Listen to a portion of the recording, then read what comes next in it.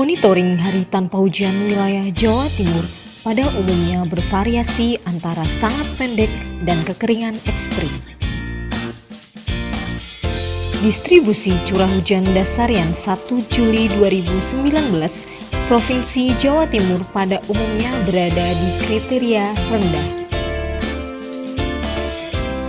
Untuk distribusi sifat hujannya, Provinsi Jawa Timur bervariasi antara bawah normal dan atas normal. Curah hujan dasarian 2 Juli 2019 hampir di seluruh wilayah Jawa Timur diperkirakan kurang dari 50 mm dengan peluang lebih dari 90%. Untuk informasi lainnya dapat diperoleh melalui